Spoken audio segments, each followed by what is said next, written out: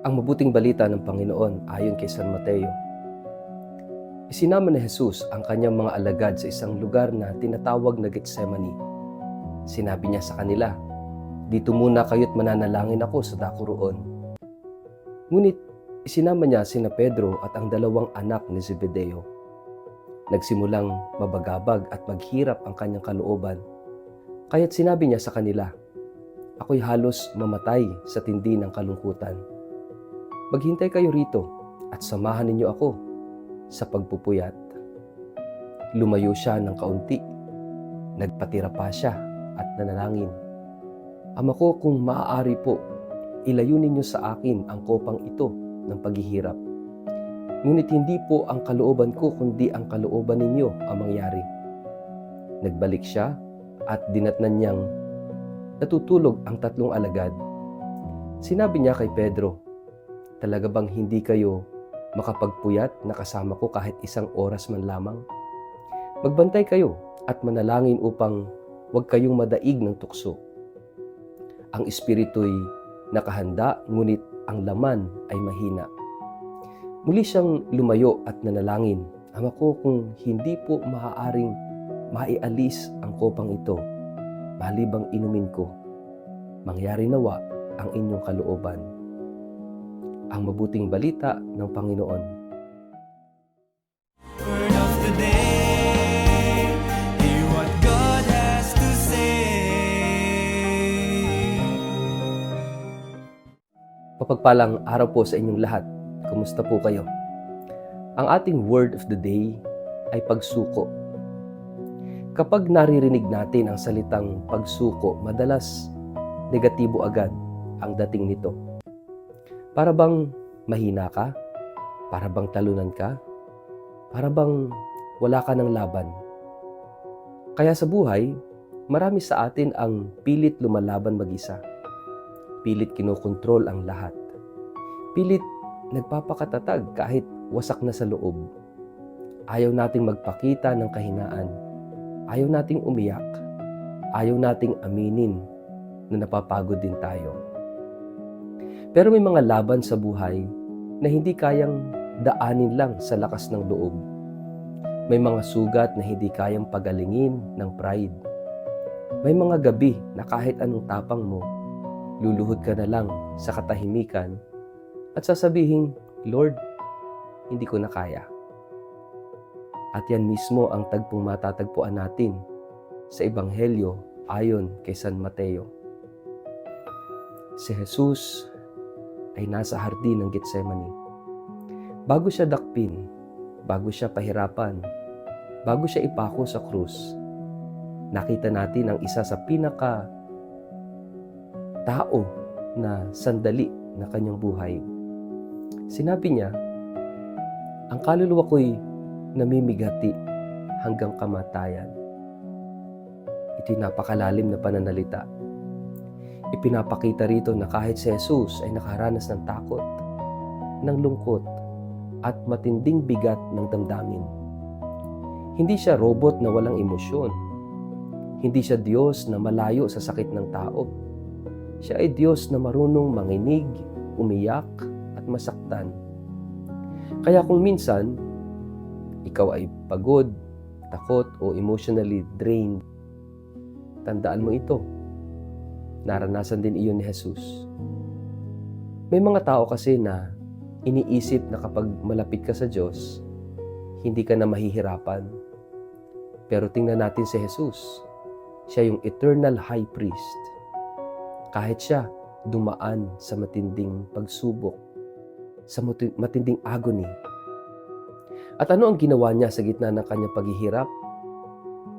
Siya'y nanalangin. Hindi siya tumakas. Hindi siya nagtago. Hindi siya nagkunwaring okay lang. Lumuhod siya sa Ama. At napakagandang larawan nito para sa ating lahat. Dahil ang tunay na lakas ay hindi ang pagtatago ng sakit, kundi ang pagdadala nito sa Diyos. Minsan ang problema natin, mas marami tayong reklamo kaysa panalangin. Kapag nasasaktan tayo, Una nating tinatakbuhan ng cellphone, ang bisyo, distractions, o ibang tao bago ang Diyos. Pero si Jesus, sa pinakamadilim na sandali ng kanyang buhay, pinili niyang manalangin. At sinabi niya, Ama, kung maaari, ilayo mo sa akin ang kopang ito. Diba, napaka-human, napaka-tao ng dasal na iyon. Ibig sabihin, hindi po kasalanang matakot. Hindi kasalanan ang mapagod. Hindi kasalanan ang umiyak. It's being human. Kahit si Jesus ay nagsabing, Ama, ayoko ng sakit na ito. At marahil, iyan din ang laman ng puso ng maraming tao ngayon. Ama, pagod na ako. Ama, ayoko na ng problemang ito. Ama, bakit parang sobra na? Ama, ilayo mo sana sa akin ang sakit na ito. Pero, hindi doon nagtatapos si Jesus. Sinabi niya, ngunit hindi ang kalooban ko, kundi ang kalooban mo ang masunod. Iyan ang tunay na pagsuko. Hindi pagsuko sa problema. Hindi pagsuko sa buhay. Kundi ang pagsuko ng ating kalooban sa Diyos. Mahirap po yun. Hindi yun ganun kadali. Madaling sabihin. Dahil gusto natin kontrolado natin yung lahat, no? Gusto natin tayo ang masusunod. Gusto natin ayon sa sariling plano natin. Pero minsan ang pananampalataya ay hindi paghingi na baguhin ng Diyos ang sitwasyon. Minsan ang pananampalataya ay pagtitiwala kahit hindi nagbabago agad yung sitwasyon. At tingnan natin ang mga alagad. Habang si Jesus ay nananalangin, sila'y natutulog. Napakalungkot pero napaka-totoo ng tagpong ito. Kapag may taong sugatan, minsan wala tayong presensya. Kapag may taong lumalaban sa kalooban, minsan hindi natin napapansin. Kapag may taong tahimik na umiiyak, minsan tulog yung ating malasakit. Maraming tao ngayon ang parang si Jesus sa Getsemani. Lumalaban ng tahimik habang ang mundo sa paligid nila ay walang kamalay-malay. Tulog. Kaya nga, ang kapistahan ngayon ng ating Panginoon Jesus bilang Eternal High Priest ay paalala na si Jesus ay hindi lamang pari na nag-alay ng sakripisyo.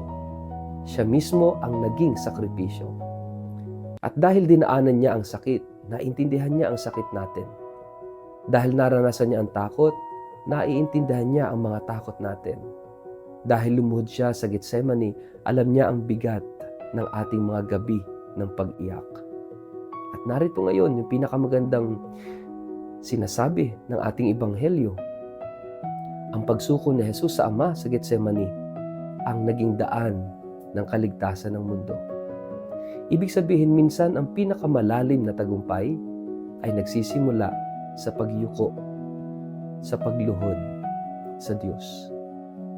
Kapag isinuko mo ang pride mo, nagsisimula ang healing. Kapag isinuko mo ang control mo, nagsisimula ang kapayapaan. Kapag isinuko mo ang sarili mo sa Diyos, nagsisimula ang tunay na pagbabago. At baka kaya maraming tao ang walang kapayapaan ay dahil gusto nilang sila pa rin ang may hawak ng lahat. Pero ang taong marunong magsabi ng, Lord, ikaw na po ang bahala, ay taong unti-unting nakakatagpo ng lakas.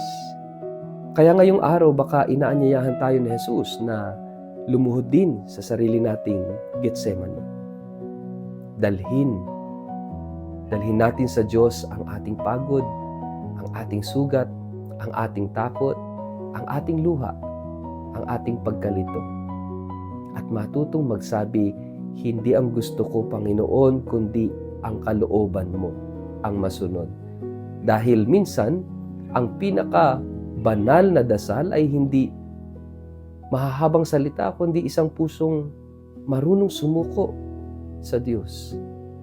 Kaya ngayong kapistahan ng ating Panginoong Hesukristo na walang hanggang dakilang pari, tandaan natin itong salitang ito, ang pagsuko. Hindi bilang talunan, kundi bilang anak na nagtitiwala sa Ama. Sama-sama nating pagnilayan, magtanong sa ating mga sarili, ano ang mga bagay na pilit nating kinokontrol sa buhay natin na kailangan na nating isuko at ipaubaya sa Diyos. Sa ngalan ng Ama at ng Anak at ng Espiritu Santo. Amen. Panginoong Jesus, sa mga sandaling ako'y pagod, takot at sugatan, turuan mo akong lumapit sa Ama tulad mo. Bigyan mo ako ng pusong marunong magtiwala at magsabing, hindi ang kalooban ko, kundi ang iyo ang masunod.